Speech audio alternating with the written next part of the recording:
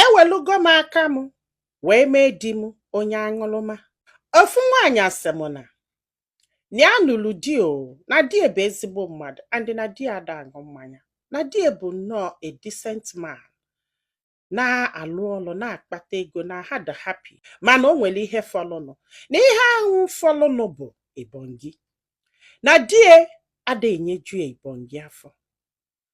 Na mgbe ụfọdụ na ọda adịdị ịghọtago, ọda enwe ike ịghọta, na mgbe ọbụla ya na-akpụ ya akpụ, ọ bịagodu sef na ọda enyi ya etunyasị wee chọọ ihe anụnwa wee dị n'ili enute ya na-eche ihe a ga-eme o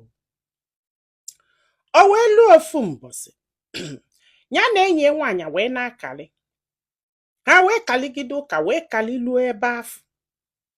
Enyi nwaanyị wee sị ya na ọ na-abụ die ṅụsịa mmanya wee kpalie aka na ife ọ ga-eme ya ada adịsị mma, ịghọta na ọ na-eme die especially mgbe ọ ṅụrụ mmanya, na ọ na-emegide ya ihe ya na-eti nne na nne. Enyi nwaanyị wee sị ya na ọ bụrụ na ọ chọọ ka di gbanwee kịta, ọ bụrụ na o lisie nri abalị bọsọ ọbụla ọ chọrọ ise ibonyi, ya nye mmanya ka ọ ṅụọ mmanya na-aba n'anya ahụ, si ọ ṅụsịa mmanya na ihe ọ ga-eme ya ma ndịsị mma, na ya na-agwụ ya eziokwu na di bụ living evidence ka a na-agwụ ya ihe anụwa, na di bụ ihe atụ dụọli ya ka a na-achọ egwu ya, ya try anya na ọ ga-ala ike ya. So ọkwanye anya wee jesie bata bọsị afọ wee gwaba di gwasị anya si gbagonu nwoke a chọrọ nsogbu, nwoke fụli ya n'anya, nwoke chọọ ka adụ happy. This guy wee kwelu and ọ da-aṅụbukwe mmanya ahụ.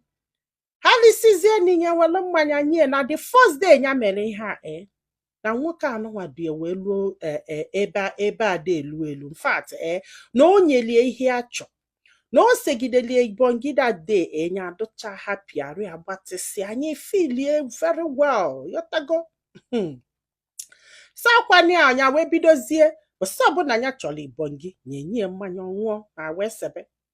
Bọsị ya achọzi na-asị ya mbanye aṅụ na mmanya, ọsị ya mbanye nye mmanya ka ahụ nye mmanya ọṅụọ. Olu abalị ya na-asị ya na ya chọrọ, ọ na-edistọb ya papa ịfọ kịta nke bụ nsogbu ka a chọrọ ịkọzila anyị kịta.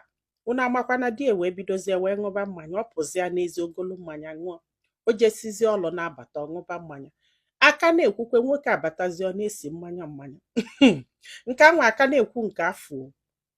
Nwoke a wee bidozie ọṅụsịa mmanya ọ na-akọgheri, a na-ekwukwe nkọgheri o. Nwoke a wee bidozie ọṅụsịa mmanya ya akwụgheli ọnụ ọkụ ya, si na ọbụrụ dị nke afọ, si o bidozie na-eje ije abalị, o jesi ọlụ ntụ ma ọ ga-anataba ọ nọlụ na joint ebe a na-aṅụ mmanya ṅụba mmanya.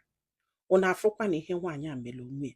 Nwaanyị a sị m na ifele na-eme na ya chọọ dịka ndị mmadụ ya, na ya mara onye a ga-akọlụ, bikos na ndị mmadụ nụ ihe a especially ndị be die ma ọ bụ ndị maali anụ ihe a, na ya mara anya ha ga-eji wee na-afị anya wee sị ka ya weta ebe a na mụ biko na ya na-ayọ onwe onye mara ihe a nwere ike ime wee kwụsị destiny na-eme nkịta ka ọ bụ ya.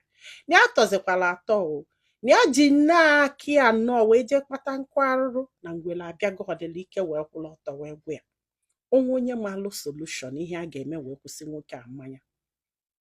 Na ya ayọghị enye na biko kpee enye na ekpele si anyị elizikwunie ibonyi ịka asịkwa na bọsị ụfọdụ ojete bata na-achọ ka olie ibonyi ya na-asị ya na ike adụọkwana ya, na ọ ga-akụrụ ya ihe kwa gị ya na bedroom ma lie ya bụ ibonyi. Akwa ifu unu afụkwa nnọọ ka ibonyi si wee lafta dis woman, unu afụkwa nnọọ ka aja alụ si wee lafta dis woman.